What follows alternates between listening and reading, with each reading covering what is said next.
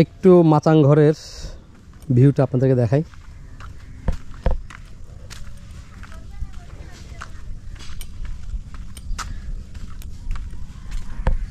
আমাদের মাচাং ঘর, এই ঝিরিঝিরি বাতাস আসতেছে, এটা ব্যালকনি, এটা কাজ চলমান, কাজ চলতেছে এখনো। এখানে একটা বাঁশের আলমারি বসানো হয়েছে,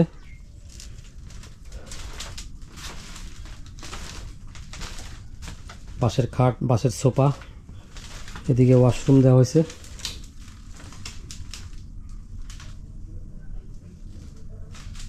ইংলিশ কমোড, এগুলো কাজ চলতেছে সবগুলোর।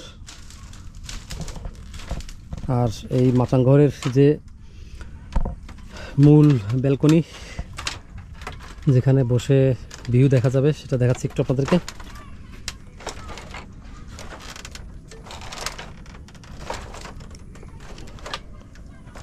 অসম্ভব সুন্দর।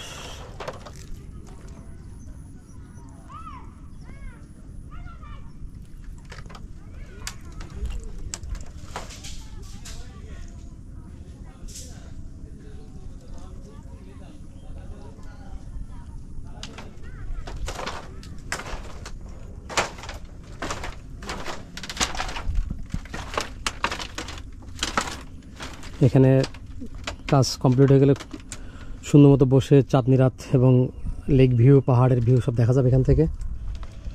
আর আমাদের ওই কটেজের কাজও চলতেছে ফিনিশিংয়ের।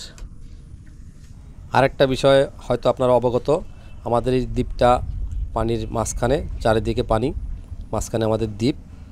এখানে সাউন্ড একদম নাই বললেই চলে, একদম নীরবতা, প্রকৃতির সাউন্ড শুধু এখানে পাবেন।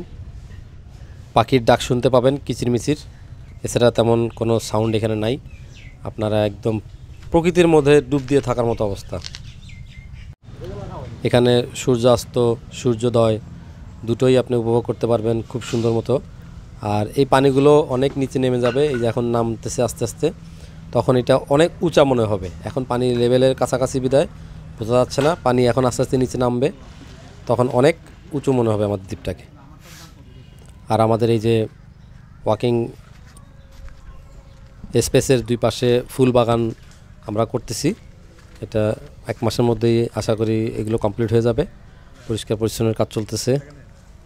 আর ফুল গাছগুলো যখন ফুল ফুটবে, এটার পরিবেশটাই অন্যরকম লাগবে।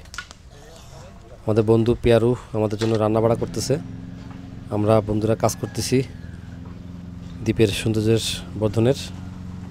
আমাদের কটেজগুলো হয়তো আর 10 থেকে 15 দিন পর আমরা এটাকে উদ্বোধন করে দিব। সবাইকে আসার আমন্ত্রণ রইল। ভালো থাকবেন সবাই, দেখাবে ইনশাআল্লাহ নেক্সট ভিডিওতে।